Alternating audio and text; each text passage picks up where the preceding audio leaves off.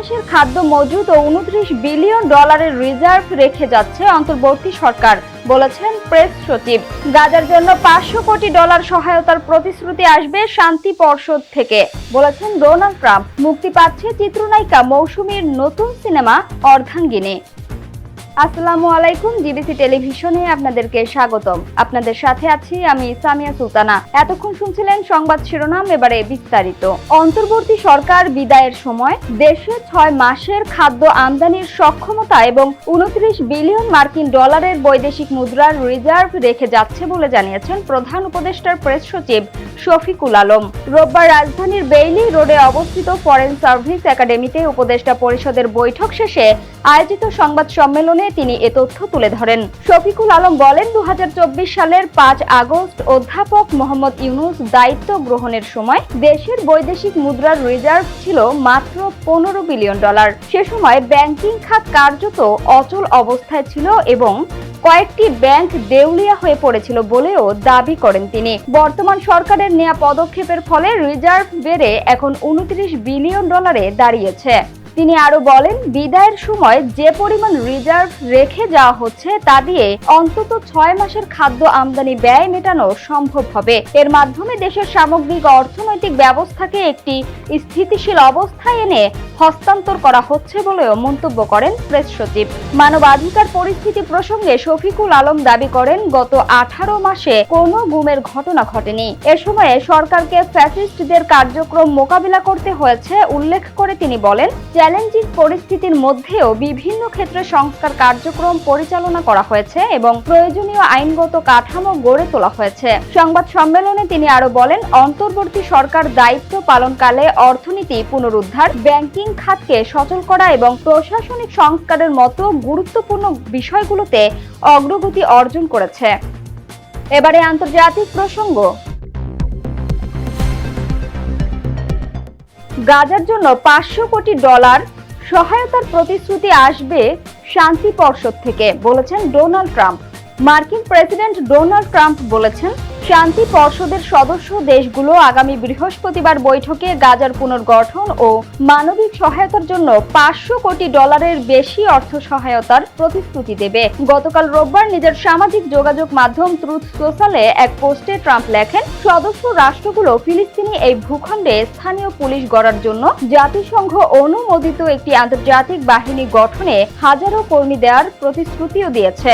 মার্কিন প্রেসিডেন্ট জানান, আগামী বৃহস্পতিবার শান্তি পর্ষদের প্রথম আনুষ্ঠানিক বৈঠক অনুষ্ঠিত হবে। বৈঠক হবে Donald J Trump institute of পিসে। সম্প্রতি এটি মার্কিন প্রেসিডেন্টের নামে নামকরণ হয়েছে। রাষ্ট্রপ্রধান সহ 20টিরও বেশি দেশের প্রতিনিধি দল শান্তি পর্ষদের সম্মেলনে অংশ নেবেন বলে আশা করা হচ্ছে। গাজা ইসরায়েলি ও ফিলিস্তিনি ইসলামপন্থী গোষ্ঠী হামাসের মধ্যে যুদ্ধ বন্ধে ট্রাম্প প্রশাসনের পরিকল্পনার অংশ হিসেবে জাতিসংঘ নিরাপত্তা পরিষদের এক প্রস্তাবের মাধ্যমে এই পর্ষদ গঠনের বিষয়টি অনুমোদন করেছিল। গত বছর ইসরায়েল ও হামাস এই পরিকল্পনায় সম্মত হয় এবং অক্টোবর থেকে আনুষ্ঠানিকভাবে যুদ্ধবিরতি কার্যকর হয়।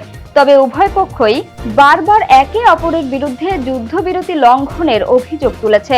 গাজার স্বাস্থ্য মন্ত্রণালয়ের তথ্য অনুযায়ী যুদ্ধবিরতি শুরু হওয়ার পর থেকেই ওই অঞ্চলে ইসরায়েলি সেনাদের হাতে 590 জনেরও বেশি ফিলিস্তিনি নিহত হয়েছে। অন্যদিকে ইসরায়েল জানিয়েছে, একই সময়ে ফিলিস্তিনি যোদ্ধাদের হাতে তাদের 4 জন সেনা নিহত হয়েছে। তুরস্ক, মিশর, সৌদি আরব, কাতার ও ইসরায়েলের মতো মধ্যপ্রাচ্যের আঞ্চলিক শক্তিগুলোর পাশাপাশি ইন্দোনেশিয়ার মতো দেশ এই পর্ষদে যোগ দিয়েছে।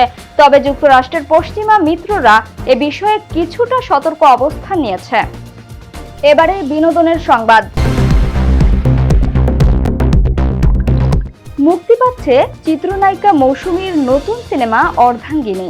দীর্ঘ 3 বছর ধরে যুক্তরাষ্ট্রে অবস্থানরত ঢালিউডের চিত্রনায়িকা মৌসুমী শিগগিরই মুক্তি পেতে যাচ্ছে তার অভিনীত নতুন সিনেমা অর্ধাঙ্গিনী। তবে নির্মাতা সৈয়দ আর ইমন পরিচালিত এই সিনেমাটি প্রেক্ষাগৃহে মুক্তি পাচ্ছে না। নির্মাতা জানিয়েছেন, সিনেমাটির শুটিং হয়েছে যুক্তরাষ্ট্রের নিউ ইয়র্ক ও নিউ জার্সিতে। প্রথমে টেলিফিল্ম হিসেবে অর্ধাঙ্গিনীর শুটিং শুরু হয়।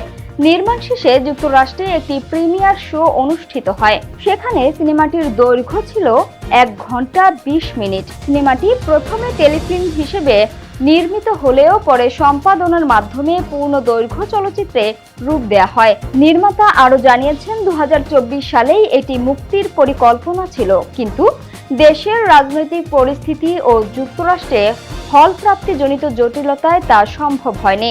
মানবিক সম্পর্ক ও পারিবারিক মূল্যবোধের গল্প নিয়ে নির্মিত ওই সিনেমায় মৌসুমী ছাড়াও অভিনয় করেছেন তরিকুল ইসলাম মিঠু, জলি আহমেদ, সারোয়ার প্রমেল সহ আরও অনেকে। ছবির প্রযোজক তরিকুল ইসলাম মিঠু এবং সঙ্গীত পরিচালনা করেছেন মেহেদী হাসান তামজিদ।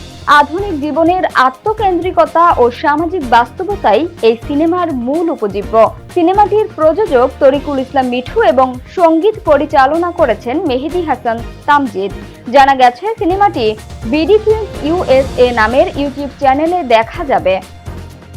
সংবাদের শেষ পর্যায়ে শিরোনামগুলো জানিয়ে দিব আরো একবার। 6 মাসের খাদ্য মজুদ ও $29 বিলিয়ন রিজার্ভ রেখে যাচ্ছে অন্তর্বর্তী সরকার, বলেছেন প্রেস সচিব। গাজার জন্য $500 কোটি সহায়তার প্রতিশ্রুতি আসবে শান্তি পর্ষদ থেকে, বলেছেন ডোনাল্ড ট্রাম্প। মুক্তি পাচ্ছে চিত্রনায়িকা মৌসুমীর নতুন সিনেমা অর্ধাঙ্গিনী। জিবিসি সংবাদে এই ছিল এখনকার মতো। বিশ্বের যে কোনো প্রান্ত থেকে সর্বশেষ খবর জানতে ভিজিট করুন জিবিসি অফিসিয়াল ইউটিউব চ্যানেল ও ফেসবুক পেজ। এতক্ষণ সঙ্গে থাকার জন্য ধন্যবাদ সবাইকে। পরবর্তী সংবাদ দেখার আমন্ত্রণ রইল।